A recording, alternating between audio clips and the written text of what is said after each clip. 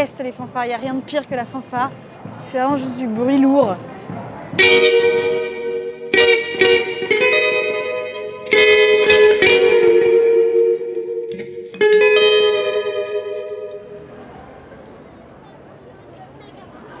Allez, en route.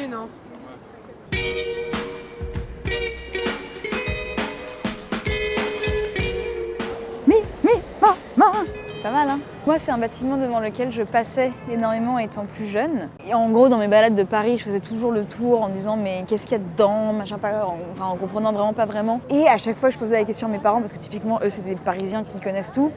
Et ils me disaient, bon, je sais pas trop, la Halle au Blé, on l'a jamais vu ouvert. Jusqu'à ce qu'il y a, je sais pas, 1 an ou 2 ans, Camille me dise qu'elle a trouvé un stage à la collection Pinault qui va ouvrir à la Bourse de Commerce. Et donc moi, hyper surprise parce que je ne pensais pas que ce bâtiment allait être exploité un jour et surtout, je ne pensais pas que je le verrais ouvert. Enfin, ils se sont rendus compte quand ils ont visité quand ils ont repris le bâtiment, qu'il y avait des salles qui n'étaient même pas sur les plans et qui n'avaient du coup pas été ouvertes probablement depuis le 18 ou 19e siècle, quoi. Donc c'est vraiment un bâtiment qui recèle de mystère et qui maintenant recèle d'une collection mystérieuse qu'est la collection Pinault. T'as vu ces tout petits écriteaux par rapport au musée où t'as toujours des espèces de grandes banderoles avec écrit Musée du Louvre, Musée d'Orsay. Et bien la Bourse de Commerce collection Pinault, ils décident de faire complètement l'inverse et d'avoir un tout petit micro-truc et qu'en fait ils partent du principe que de toute manière le bâtiment parle de lui-même. Le Louvre, c'est vu et revu, on connaît. Passer en dessous de la Samaritaine qui vient de rouvrir aussi. Parce que la Samaritaine, à peu près la même chose, hein. Pour le coup, moi je suis née, elle était encore ouverte, mais elle a fermé quand j'étais assez petite. Et elle vient seulement de rouvrir en 2021. Ça a été racheté par des Chinois. Et donc il y a le grand centre commercial derrière. Et toute la partie avant, qui était avant la Samaritaine, est devenue un hôtel de méga luxe qui évidemment me fait rêver autant qu'il me dégoûte. Le fun fact, c'est que je ne suis pas encore rentrée dans la Samaritaine depuis qu'elle a rouvert. Enfin, dans le centre commercial, je veux dire.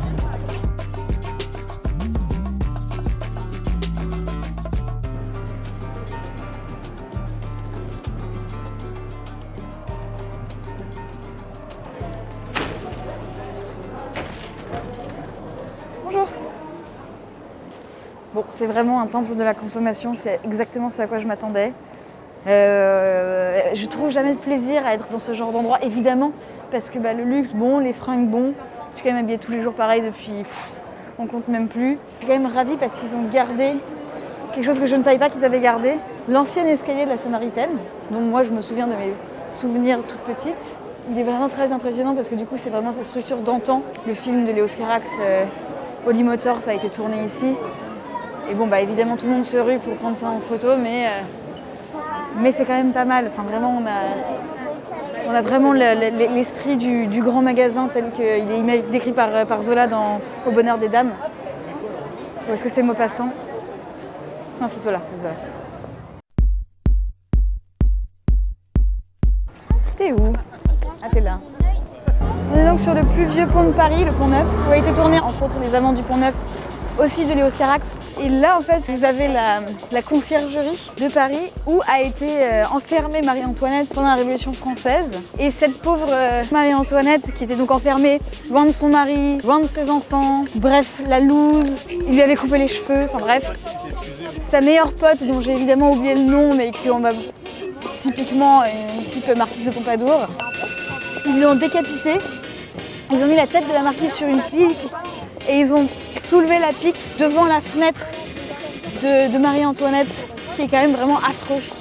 Comme quoi la Révolution française, elle a eu du bon, mais elle a quand même eu les comportements les plus cruels de l'humanité.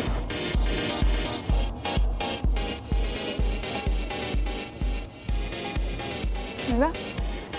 Oui.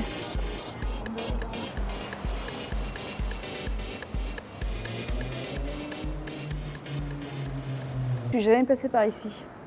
Alors normalement, ça serait typiquement le genre d'endroit où je convergerais dans mes balades, mais je crois que je n'ai jamais pris cette route.